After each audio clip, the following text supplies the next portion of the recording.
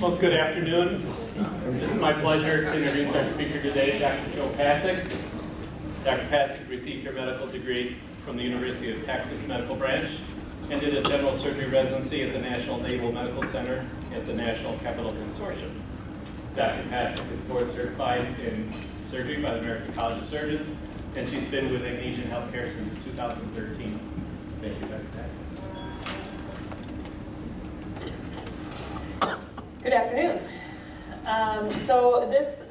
My title slide is meant to bring to the fore the fact that that breast cancer is a high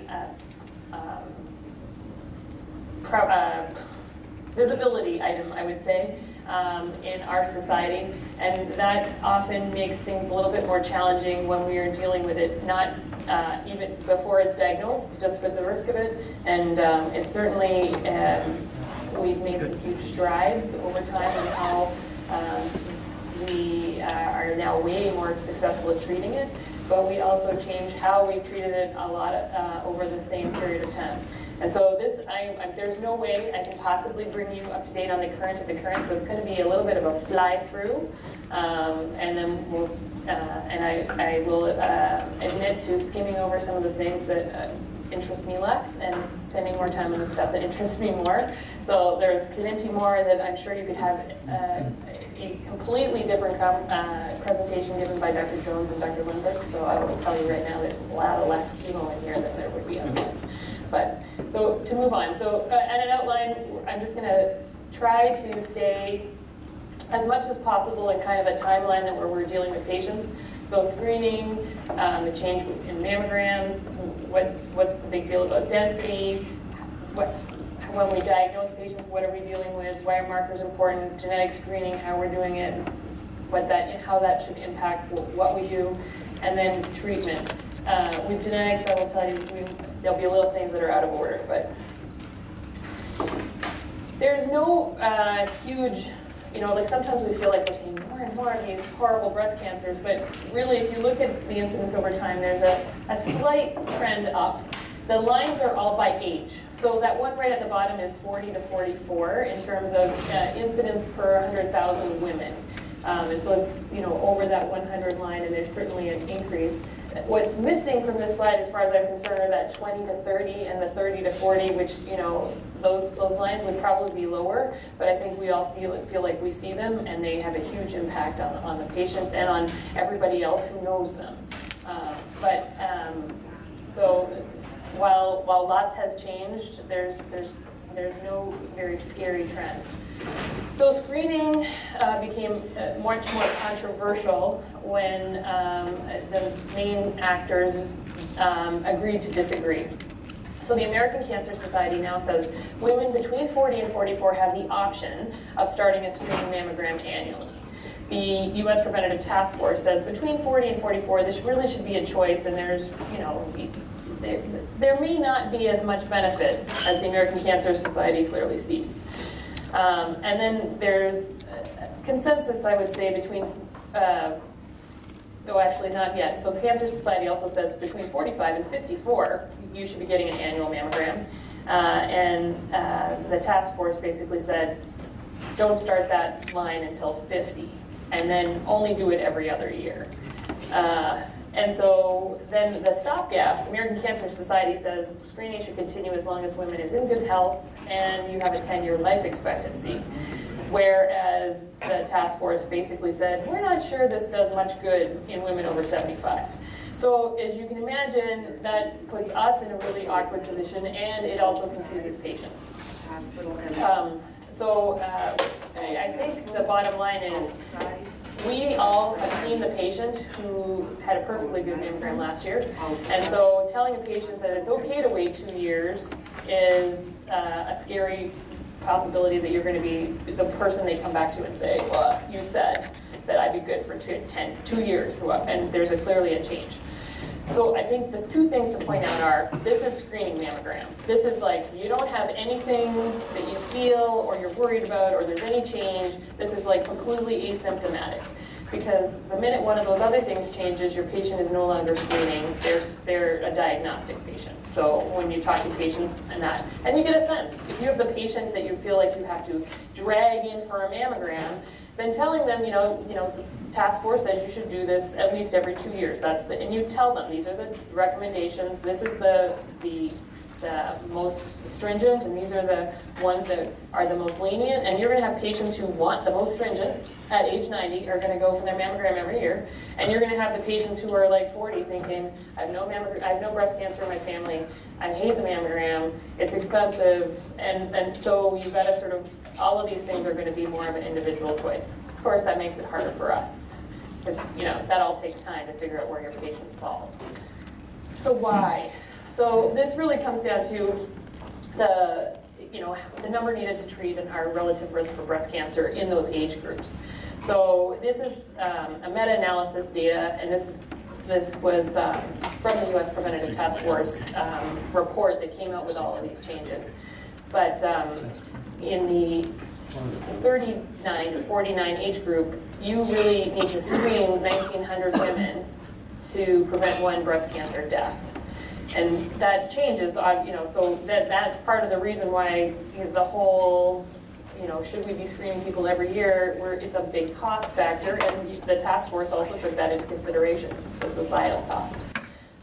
But the important thing too is that where is the bang for the buck? Are women from 60 to 69, those are the patients who we can say, that clearly there's huge benefits to mammograms, and so those people should have less, opt out. So.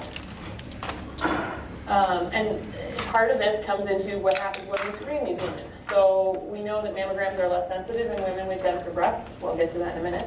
But, and those younger women have denser breasts. And so we have more things we find that we're not quite sure what to do with. And so we have more false positives in that younger population. So we have more what they call unnecessary biopsy. Well, it's necessary until we know it's unnecessary. That's part of the problem. And so that's part of the reason why, from an overall societal perspective, the push is to try to find some level of balance. The take-home message, though, is still, this is in the younger age group, so that population where we said, really, that maybe they shouldn't be screening, there's all a benefit to screening. So even so this is 39 to 49 age groups. This basically all shows that there's an advantage to doing breast cancer screening by mammogram. So, all right. So other things that are changing. So in our mammogram, so we now have what breast tomosynthesis or 3D mammograms. This is essentially, instead of having one plate photo that's like an X-ray, you now have a CT of the breast that our breast radiologists are reading for screening. And we do offer it here. This was like one of the studies that showed that it was probably superior to plain film mammogram in picking up lesions. And this was a STORM trial out of Italy. And you can see that it doesn't help you to fight CRISPR. That basically there's a significant difference between just reading the plain films or using the breast tomosynthesis. So more pickups of all cancer types on the 3D mammos. So breast density. Change in 2017 was there's an actual Wisconsin Act 201 said that breast density notification law, so all facilities who perform mammograms have to notify women who have denser breasts about their condition. This is not a new thing in terms of the women always had the same density in their breasts, but now we have to tell them. This is the BI-RADS category for density. So A is your, very fatty replaced breast, or B is scattered areas, all the way up to D where it's extremely dense. So essentially the best mammogram candidates are those old women with fatty breasts, and that's what we've always known, that the lesions, breast cancers will stand out on mammograms on those patients. And the younger women or women who have denser breasts are in that D category are always going to be a challenge. So this is kind of nothing is new. Glandular breasts are more likely to hide a breast cancer. The 3D mammograms are better tools for finding those breast cancers. There's no better screening tool than mammograms at the moment, and ultrasound is a good adjunct only if there's a target for breast density. I think you get patients coming in and saying, well, I have dense breasts and mammograms are not very good for that, but there's no alternative. There's clinical exam, there's basically keeping up with regular mammograms, and if there's a worry or someone notices something different, and again, they're no longer screening, then they become diagnostic, and then we can use ultrasounds to a good effect. You can't really ultrasound the whole breast looking for a breast cancer. It's just not practical. So something that we don't talk about enough, I think, is that there are risk factors that we know about for breast cancer. I think we don't do this because as a society, we don't ever want to blame people, all right? Once a patient comes to you with breast cancer, and you can't say what you did wrong, right? But when you have the patient coming to you saying, my family history is so strong, I want you to take both my breasts off, and I'm like, well, you're morbidly obese. So maybe if we work on some of the things that you can do to modify your lifestyle and your risks, then we might do more good. A lot of these things you can't do anything about. You can't do anything about nulliparity. Generally, by the time it's happened, it's done. Older age at first pregnancy is one of those people I'm like, that'd be me, check, check, check. But at least, we can tell patients who continue to be on hormonal, therapy, that is, estrogen exposure, and that potentially they're increasing their breast cancer risk, and it's a choice. Now, do I think that no one should be on postmenopausal hormonal therapy? No. I think that everything has to be, talked about with the patient. So we just need to be upfront and aware of these things. So when patients come and they want to talk about risks, there's a gazillion new and old models that have been out there forever that can allow them to plug in their situation and kind of get an idea of their risk factors. But having, in residency, we made sure we did the Gale risk model on everyone, so they would come to see us after there was a potential concern. We would go through the Gale risk. They would go after to see us for, I've said, oh, look, your Gale risk score is really low. And then the next week I'd be saying, yeah, I know you told you the Gale risk score is really low, but you have a breast cancer. So these all have to be taken in context. So for, patient awareness is one thing, and most of the time I think these are very useful when I send them to see Lisa. Because she will go through these and see the disparity, because if you run the same patient through each one of these, you're going to get a different score. And so she takes a nice little high score, low score, and splits the difference and figures out how we should modify the patient's screening over time to basically manage the risk. These are all of the different things. That's that same piece I was telling you, that it'll tell you same person, totally different scores. And so I think having somebody like Lisa to sort of help manage patients is very helpful. This slide I totally stole from somebody, and you'll notice it says surgery is missing from this chart, because once you get up to a point, there's probably a role for surgical prophylaxis in managing risk, but it's not as low as people seem to think it is. So genetics these days, when we're talking about how we manage breast cancer, we've done the mammogram, there is a lesion, they get a stereotactic biopsy that tells us that it's a cancer, and then, usually then we have to talk about what age is the patient. Do they have, a family history?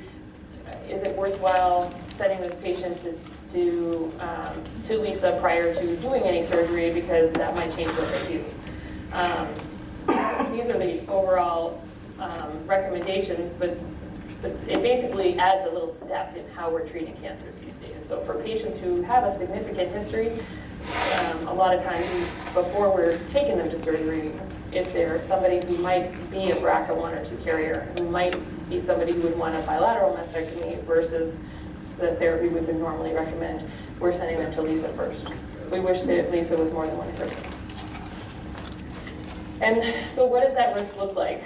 So these are, I'll walk over here so I can actually look at these. This is risk of ovarian cancer on this. This is risk of ovarian cancer. This is risk of breast cancer. This is age. And this is cumulative risk. So, if BRCA2 carrier at age 30, their risk of breast cancer in that next little time frame is low, whereas the BRCA risk carrier it's much higher. And so this also, when you look at the patient and they have a genetic factor, whether you're diagnosing them here and they haven't had their children yet, or whether you're diagnosing them here and they haven't had breast cancer yet, how you're significantly altering how you're modifying their risk and how you're going to manage their risk when they're down here and they're not really ready for a prophylactic mastectomy. And so it's not just BRCA1 and 2, so there's a host of other genes we know about now. And so when we send patients to Lisa, we're saying this patient has like a family history that's significant and they're 45 and they've got a new diagnosis. She's going to talk to them, do like the whole, I'm trying to think of the name of the diagram where you're basically saying, yeah, this person is going to be, BRCA1 and 2 are the ones that we have to worry about, given their family history of cancers. And then there's others who've got this myriad other host of cancers that are different, not breast cancers. Well, they probably need a bigger screening. So the genetic screen that takes into account all of these. This is the relative risk of breast cancer in patients who have these genes, but those two have similar graphs to the one I showed you before. So if you take each one of those genes, the risk over time is going to be able to be mapped out. So this is like the overall relative risk, but depending on their age, it's also going to switch. So I'm really glad Lisa exists. So I just say, okay, you're going to go talk to Lisa. We're going to run some tests. And then after we get that test result back, then we can decide what we're going to do next. When we have a patient who hasn't had breast cancer, or just, they have a high family history of cancer, then they want to know, well, what can we do differently to screen and mitigate my risks? And so breast MRI is part of our armamentarium. It's a horrible screening tool for average risk patients. So we do not want to be doing MRIs on patients with an average risk of breast cancer, because we're going to be finding things that are not breast cancers, and we're going to, just like that, when we find them, we're going to have more biopsies that are negative and are more cost and expensive, and MRIs are not cheap, and there's a long waiting list, and there's only certain people who can read them. So what we know is that in BRCA1 and 2 carriers, these people are at increased risk. With a family history of the disease that's strong enough to warrant, even in the absence of a genetic test being positive. And this is because we all know those patients who've got 8 family members who've got breast cancer within 2 generations. We just probably don't know what their gene mutation is yet. So in those patients, the idea with the breast MRI is we're just going to catch it earlier. These people are at high risk. We know they're at high risk. So if we catch it earlier, then we frame shift them, and potentially we just treat them at a lower level of cancer, which has better long-term outcomes. So when to begin MRI surveillance, the idea is with high prevalence mutations, it can be as early as 25. Otherwise, you want to look at when their risk of mutation is actually more than like 2 point, yeah. So the highest population are 70 to 80-year-olds in terms of risk, 5 years. It's 2.2% of having a cancer. So any 70 to 80-year-old, that's their risk at baseline. So we kind of want to find those patients, once their relative risk is over 2.2% in the next 5 years, those are the patients who probably need the increased surveillance with the MRI opposite the mammogram. And so that's what we're trying to do. We're not trying to put all the people in there, and that's, it's kind of nice to have this be a team effort, so we're all sort of not building up expectations for patients who don't need this, because this is an expensive thing, and if it's not needed, it's probably just going to create more problems.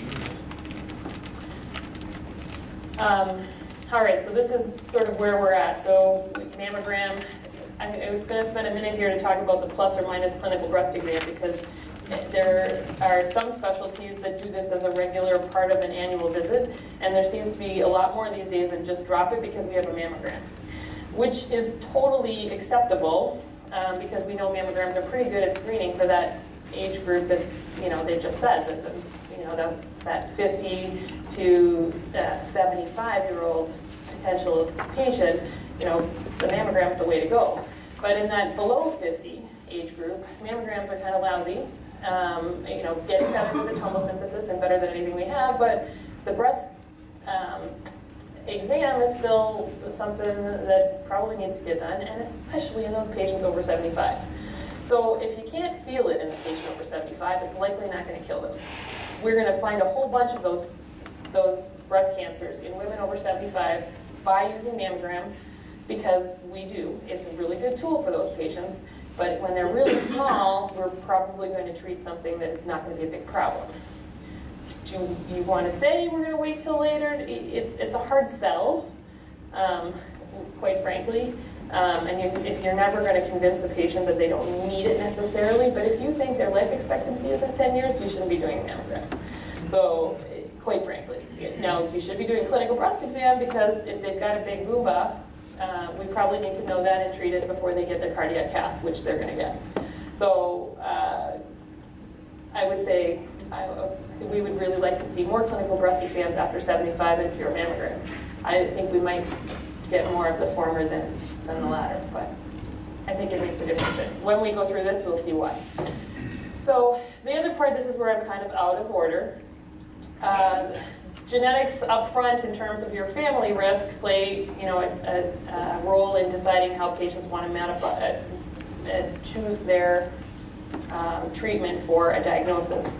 But once you have the diagnosis, there's a bigger role being played, and it's now standard of care. If you have a tumor greater than 5 millimeters, we run tumor genetics on these patients to sort of determine whether or not they are a patient who has a higher risk of recurrence, or average or low risk of recurrence.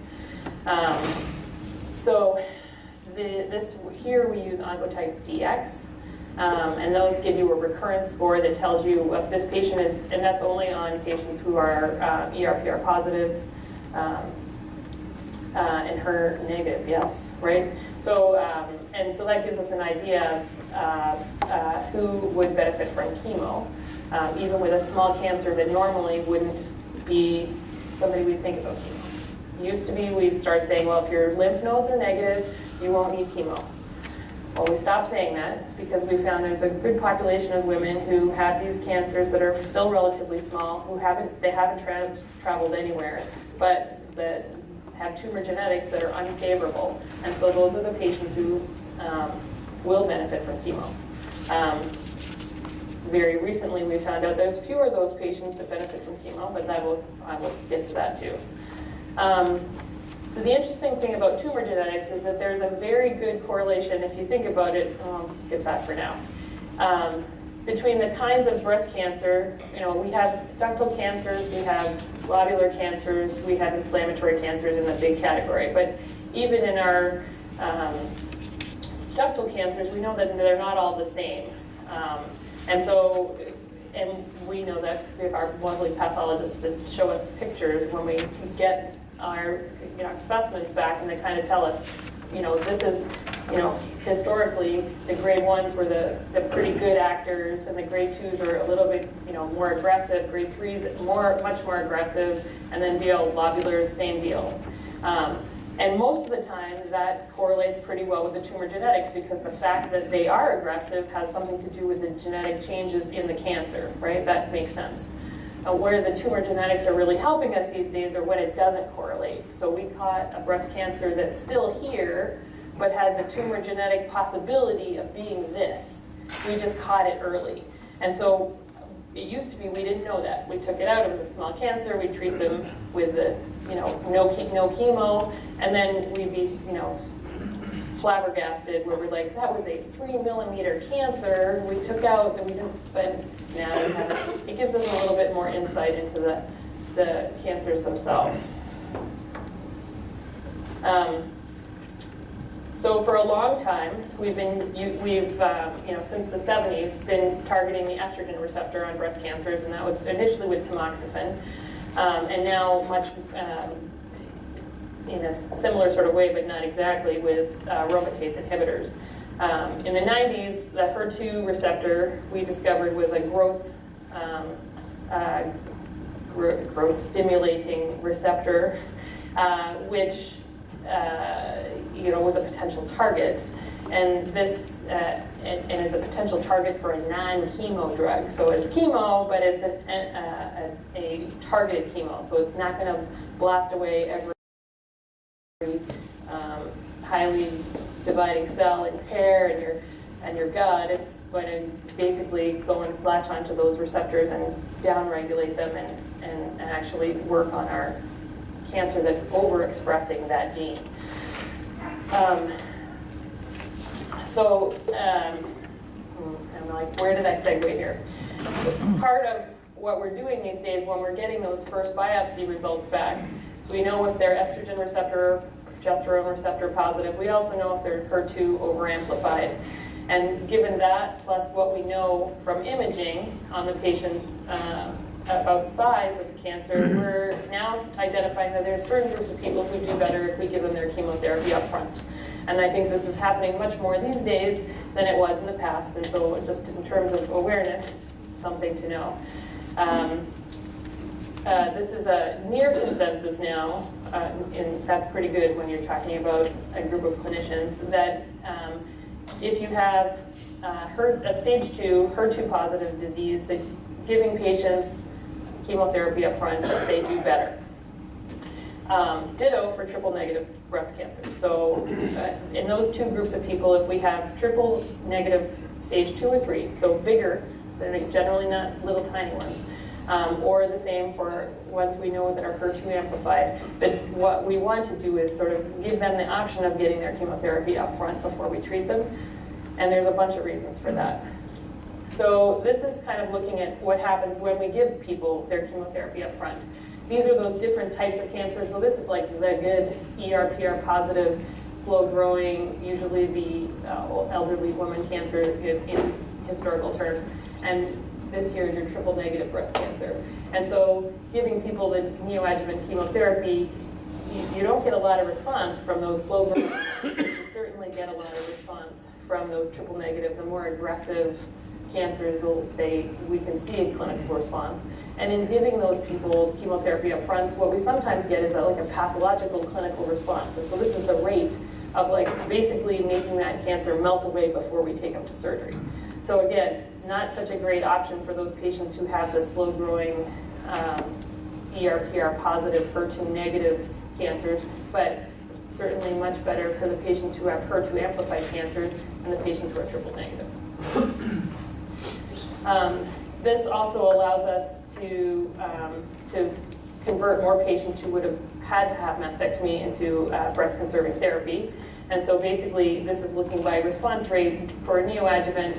So, again, this is the quote unquote good cancer to get. It doesn't really respond very well to the neoadjuvant, whereas the HER2 amplified and triple negative, you take basically, these are people who basically this is melted away, so pretty darn good response rates, and then the patients who could actually have a lumpectomy instead of having a mastectomy. I think we've probably gone over all of this, but essentially it's the best treatment for triple negative up front for those 2s and 3s, the larger tumors. For HER2 amplified, not great for the ER/PR positive, HER negative ones, although there is a neoadjuvant option. We can convert a mastectomy patient who, there's no way you're going to treat their cancer otherwise to one with breast conserving therapy if they get their chemo up front. And we can avoid axillary lymph node dissection in some of those patients as well. This is also something that's kind of something that's a little bit more recently come out. This is one of those things that's pretty interesting. So all that being said, the overall survival and recurrence rate is the same if they get it before or after. So it's just that they tend to do better, and which patient doesn't feel better knowing that their entire cancer melted away before they had surgery. That also tells us though whose cancers are going to be a problem. So the ones that don't melt away, we know we have to be more aggressive with, and we know we have to do more intensive screening on the long run. And whether or not you think that's a good thing to facilitate the study of cancer biology, and it is. That's why we know so much now, is because we've been able to do that. So cons, this is the reason why it's not always an easy sell, it does modify the stage. So after we do the surgery, we no longer have the same size. We have an idea of what it was on imaging. A lot of times on imaging, I don't underestimate it. When we get our pathology back after we operate, we find that it's bigger. If you have neoadjuvant chemotherapy and it works, it shrinks it down. So, you know, we have now a Y stage instead of, you know, a stage, a true pathological stage. We don't know, we don't think that the cancer is this big and then shrinks all into the middle. So if we're doing lumpectomy and we're trying to change a patient from mastectomy to a lumpectomy candidate, your tumor may shrink like this. So then you're taking away this piece in the middle and potentially we're leaving pieces of it behind. So it can sort of make things a little bit difficult down the road. And there are some chances of, you know, if we do the chemotherapy up front, there may be some patients who didn't need the chemotherapy. You know, and if by selecting them up front, we sort of lose the possibility of them not needing chemo. I feel like I may have talked this all to death, so I'm going to flip through because there's more fun stuff to get to. So the rationale for using it in patients who have a positive node. So traditionally, if you had a positive node, if we knew it was positive up front, you got an axillary node dissection. So there's a number of studies that basically came out where we could see that we could actually, you know, we know the patient's got a positive node. We've sampled it prior to doing any therapy. They've got a clip in that node, so we know where it is. And so then afterwards, when they've had their neoadjuvant treatment, we get an idea that some of those nodes, the cancer in those melt away as well. And so we have gone away from doing all of those axillary node dissections.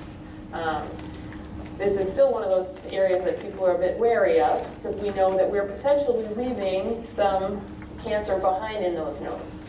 And so it still causes a little consternation. But there are, you know, because, you know, if you think about it, that's the nodal response. Oops, sorry. Button. So if you have a 41% response, there's potentially 60% of the cancer in the node somewhere that isn't responded, and if we don't take out all the nodes, we may be leaving that behind.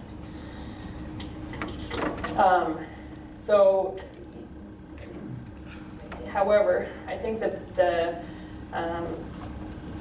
take-home message is that axillary node we hate doing axillary node dissections because they're such a morbid procedure for patients.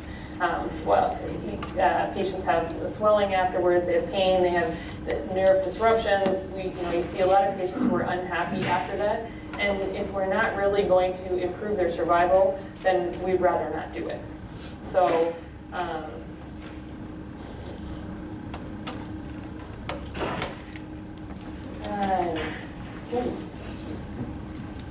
all right, so I'm skipping on at this point in time. So just to touch on those patients who were poor responders for the neoadjuvant chemotherapy with those traditional ER, PR positive, HER2 negative cancers, when you find a patient like that with a very big cancer, then it's not like that's not an option. We can still shrink down those cancers actually by giving them neoadjuvant endocrine therapy. And so if you take those patients, this is one of Monica Moro's presentations. She was saying, you take a patient's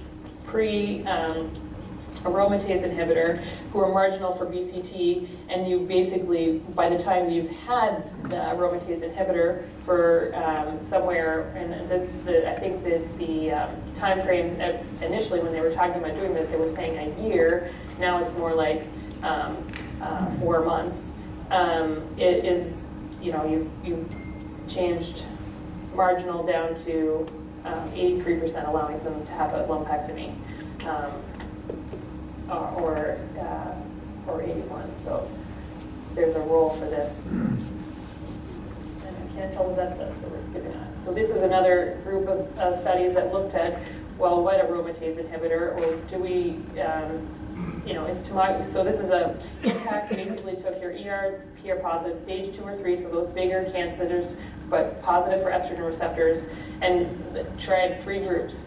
gave some anastrozole, some tamoxifen, some a combination, and it actually showed in the end that the anastrozole group did better, but all of them did actually have a response to treatment prior to surgery. This is P24, same sort of deal. So they took letrozole and tamoxifen, same type of group of patient. And again, the aromatase inhibitors did better than the tamoxifen, but there was still a good response to basically a pretty benign therapy prior to surgery. So even before we had those really good studies, if you had a patient who couldn't do her surgery for a certain amount of time, putting them on a tamoxifen is not a bad thing to do in the interim. It does, however, drive our oncologists crazy because we're basically taking a slow-growing cancer, making it even slower growing, and then expecting it to respond to whatever radiation or treatment we're going to throw at it afterwards. Okay, so moving on to surgery.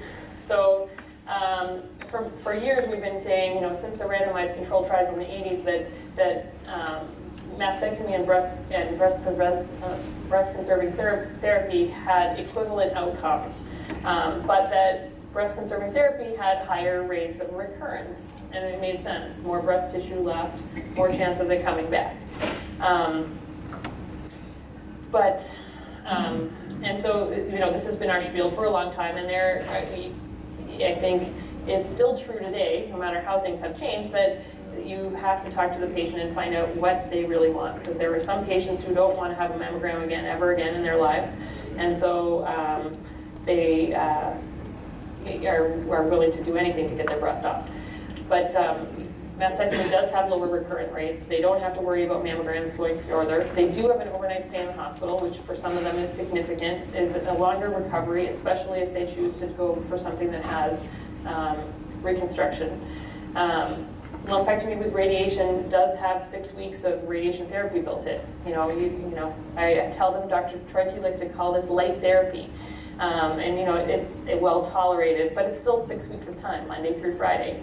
When we're doing a lumpectomy, we need to get clear margins. Now, those clear margins are just no ink on tumor for invasive cancers, but it's 2 millimeters for DCIS, and that's sometimes hard to get. And it's not like you can see it when you're in surgery. So there's a possibility for people choosing breast conserving therapy that we're going to be taking them back in order to get adequate treatment. However, what's relatively new is that there's it looks like the data is coming out more and more in favor of actually conferring a survival advantage for younger patients with smaller cancers who are treated with breast conserving therapy.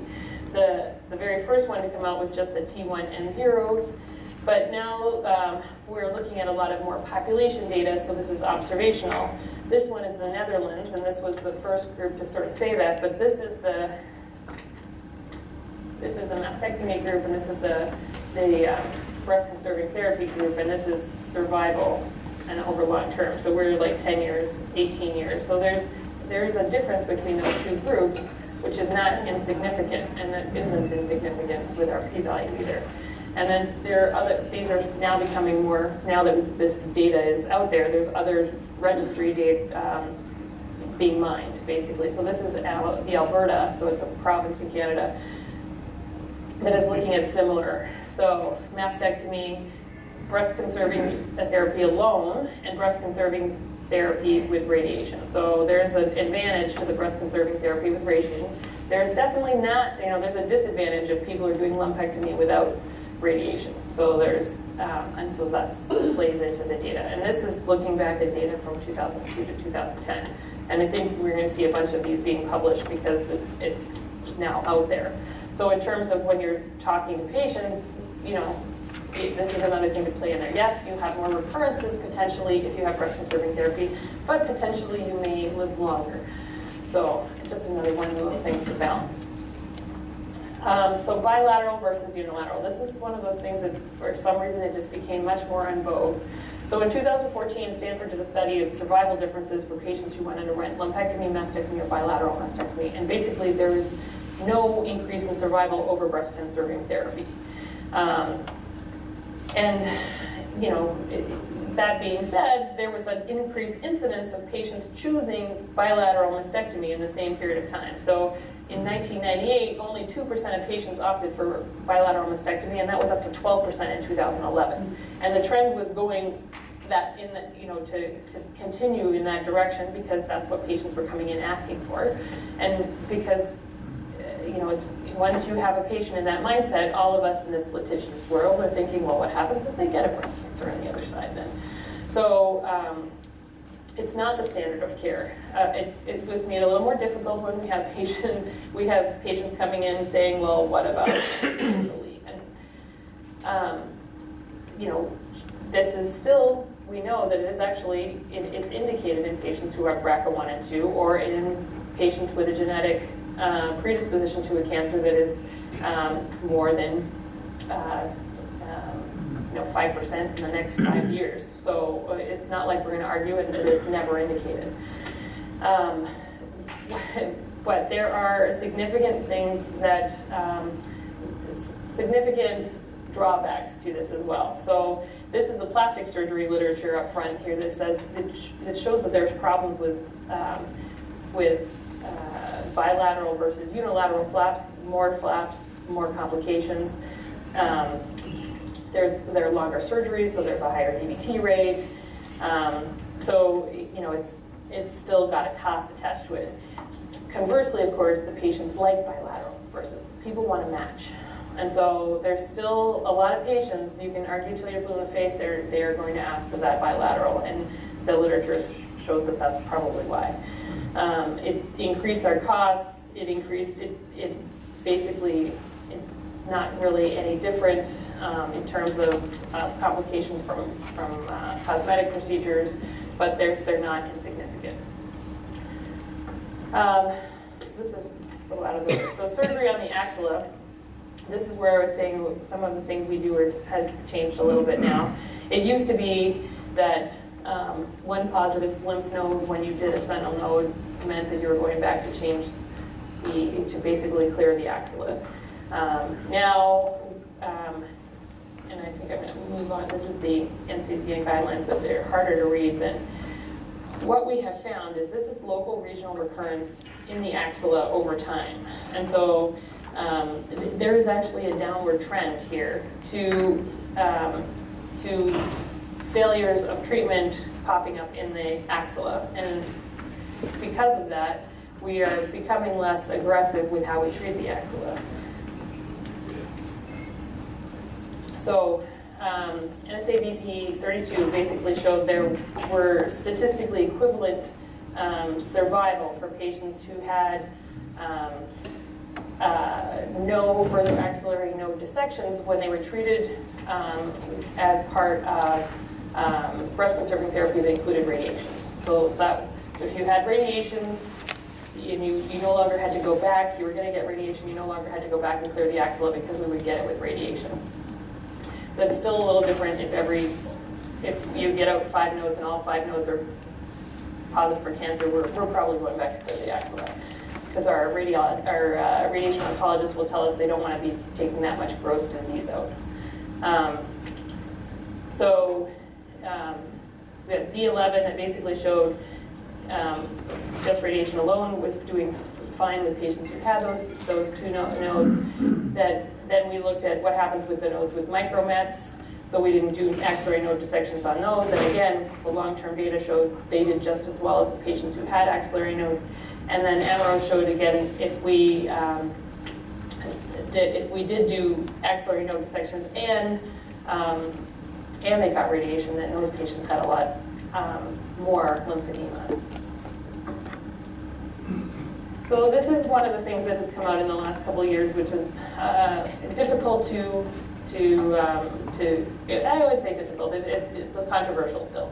So for patients who have the ER/PR positive, HER2 negative, low, slow-growing cancer, small tumor, over age 70, the recommendations are now that maybe we consider foregoing the sentinel node biopsy and foregoing the adjuvant radiation. So the reason for the sentinel node biopsy drop is that if you look at here, this is your patient over 60 years old. These are survival benefits. These are the people who got the big dose chemos. So there's clearly a difference in your age below 49, the patients who got chemo versus the patients who got tamoxifen, or basically there's a difference here. There's not a very good statistic to significance here. That's at age 60. And so by doing those sentinel node biopsies, what we're doing is identifying patients who have a positive node, and then directing them towards chemo with all of the side effects of chemo. And in the end, those patients aren't reaping a great benefit. We already know that there's a difference in life expectancy, and 170 is not the same as another 70. So, and though these are life expectancy tables between the patients who are healthy or the patients who are sick, there's a clearer difference in these patients when they are younger than when they are older.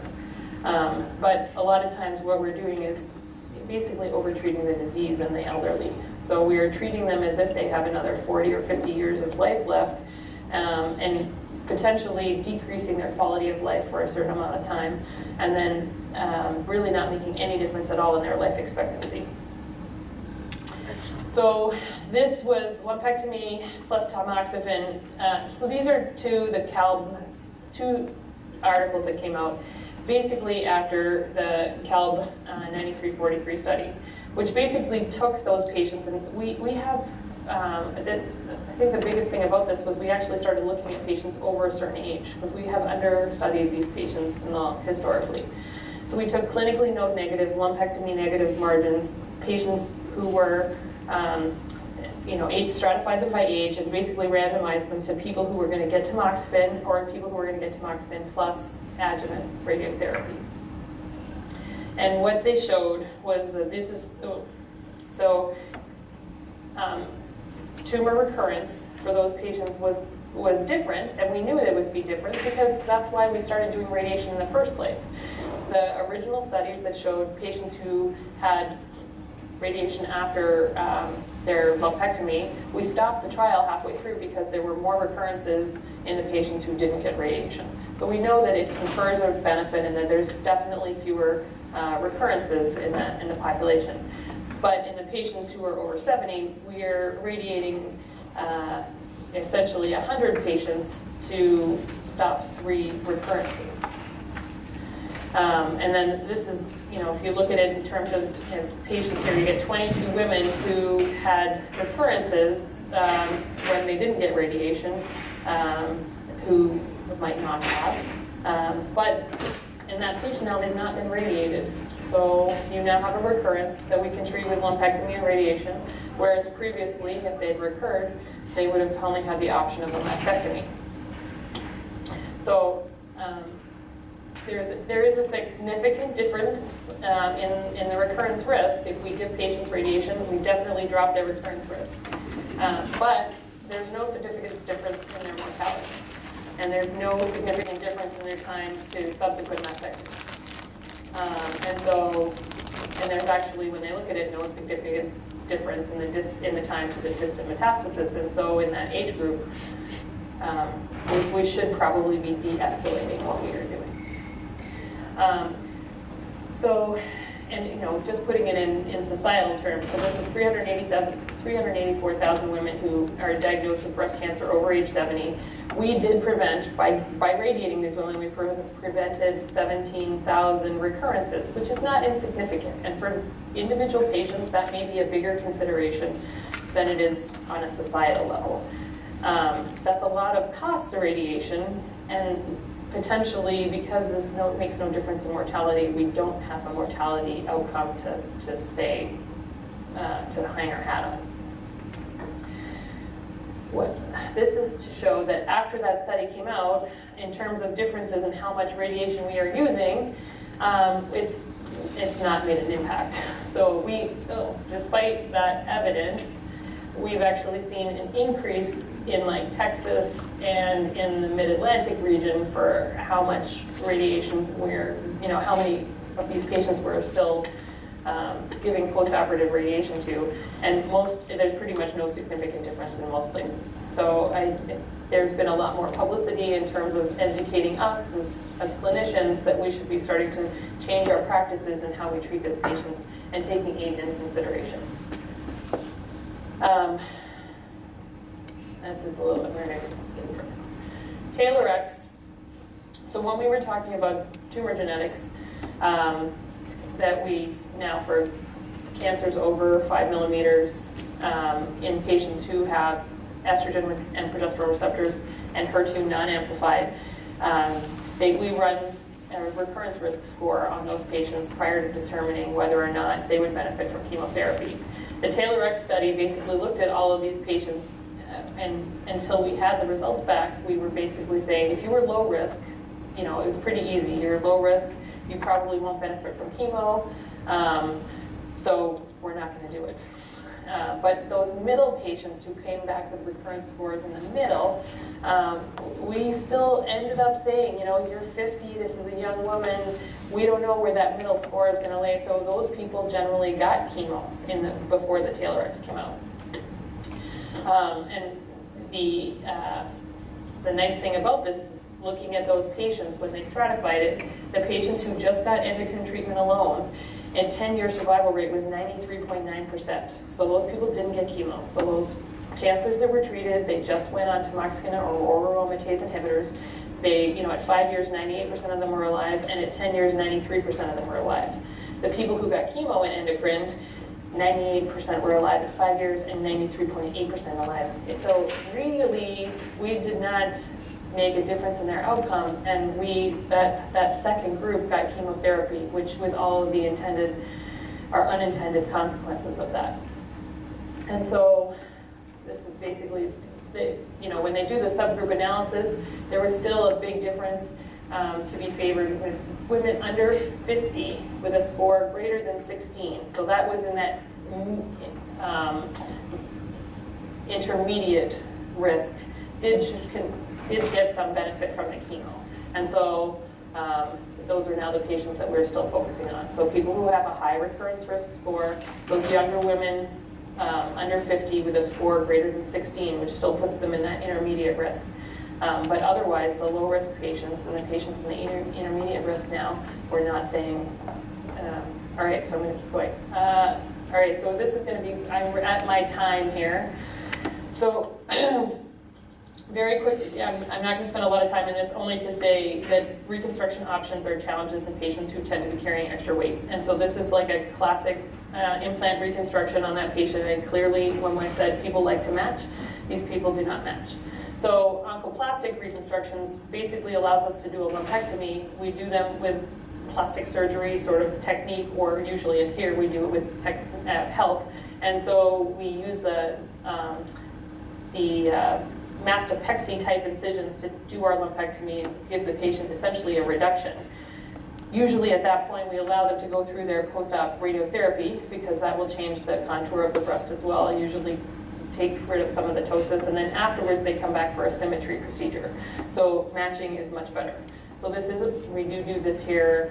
All I was going to say here is that when we were talking to patients about reconstruction options, there's like a whole host of online adjuvant things that people can go and plug their own information into to help them decide what's the best reconstruction for them. And that takes into account things like risk factors and how well they are. And so there are these new tools out there that we can use. And they're pushing it out as a kind of a cool option for patients. So endocrine therapy, very quickly, we now know that, so for years we've known tamoxifen decreased the risk of recurrence by 50%. The aromatase inhibitors have basically been able to improve that outcome somewhat, so that there's superior results to long-term recurrence when they use aromatase inhibitors or tamoxifen followed by aromatase inhibitors after patients have converted to a postmenopausal state. The HER2 target, there's now like 4 drugs that will target this. They're all still really expensive, but they do make a difference, and especially in that neoadjuvant population, we can give 2 of these targeted agents and improve outcomes for patients in terms of getting a pathological clinical response. The idea going forward, I think, is that, you know, we will be able to look at patients' tumors and decide, like, target as many of their tumor genetic markers as we can in more targeted ways and less, you know, shotgun approach, and have better outcomes. Skip, sorry. So just this cool thing, one thing that's coming in the future is the idea of tamoxifen that's a cream. It's now being studied. Basically, this is one of those cool trials they talk about. So DCIS by core needle biopsy. Basically, they stratified patients to getting oral tamoxifen. So basically, a neoadjuvant endocrine study. Some got it oral, some got a cream. The primary endpoint was the Ki-67, the rate of, you know, the marker of more cell growth in the actual DCIS at surgery. And then they secondarily looked at whether these patients had problems with coagulation, hot flashes, and then they looked at concentrations of the tamoxifen in the breast tissue. And basically it shows that both the oral and the gel group, you could see significant differences in that tumor activity after the neoadjuvant endocrine therapy.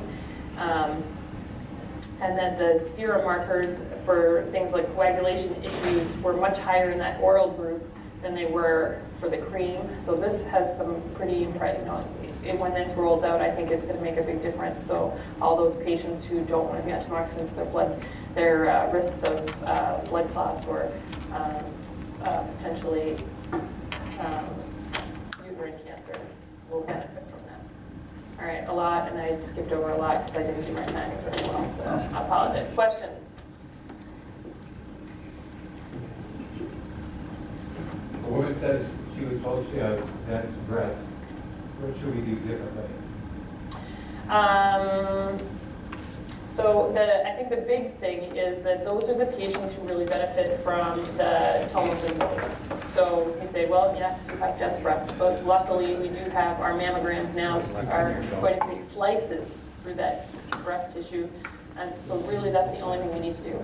We haven't been, you know, until we get a better tool, at least we have that to offer.